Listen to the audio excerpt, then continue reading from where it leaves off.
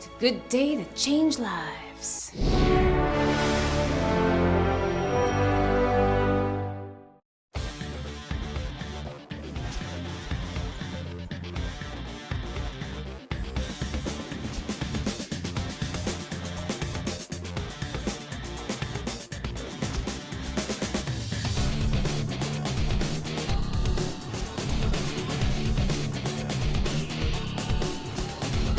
Hey, it's Jessica Sitomer, the Green Light Coach, and I help you get more work, better work, or different work. And you're watching a very special episode of Jess Gets Real. The movie Crash did more than entertain me. It changed my life. Oftentimes you'll hear me talk about how important your contribution is to bringing stories to life.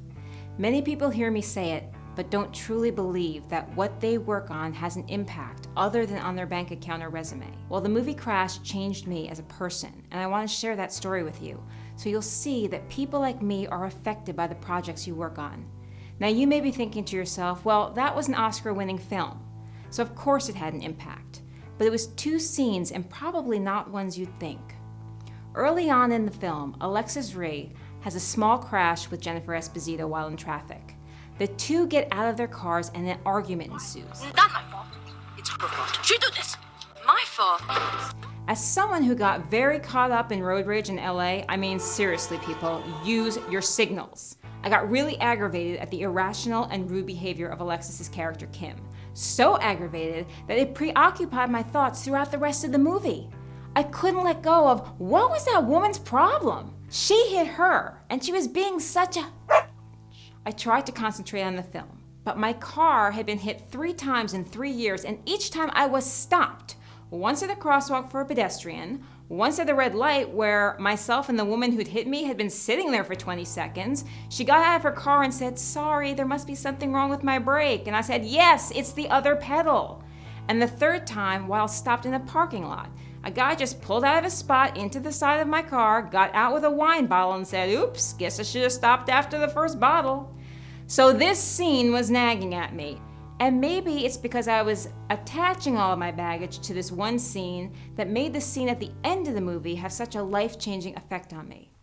Because if you remember, as the movie came to an end, we met Kim Lee again. Only we learned why she was in such a rush. You speak English? I don't speak English, you stupid cow. My husband named Jingo. Jingo! Damn. Look, Kim Lee.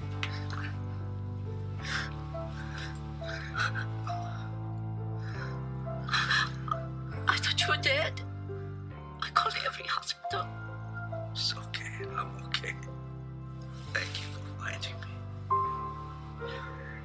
She was on the way to see her husband, who lay in a hospital bed, his head bandaged, his face bloody and scratched.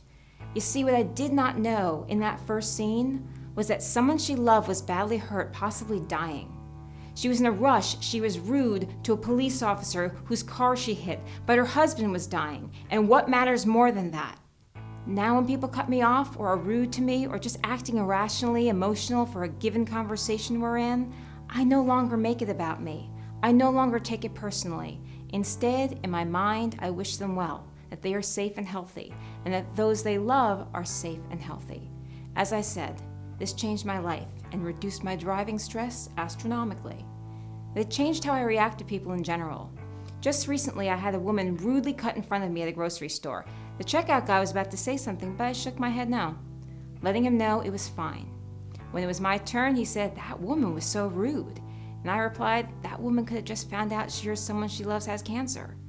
It could be the worst day of her life, and if it is, I hope buying her groceries faster made it a little easier on her. And if not, well, because we don't know, and we're giving her the benefit of the doubt, at least her rudeness didn't ruin our day." He gave me the biggest smile and said, "Yeah, I like the way you think." Well, what if we all thought like that? What if instead of taking things personally, we could all give others the benefit of the doubt? Whether it be on set, at a networking event, at a bar, or in your car. Let others' bad behaviors bounce off you and back at them with well wishes.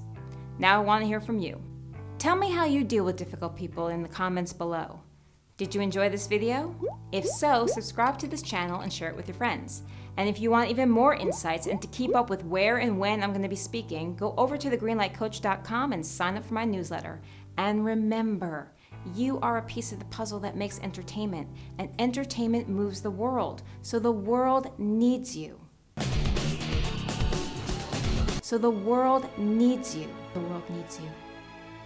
So the world needs you.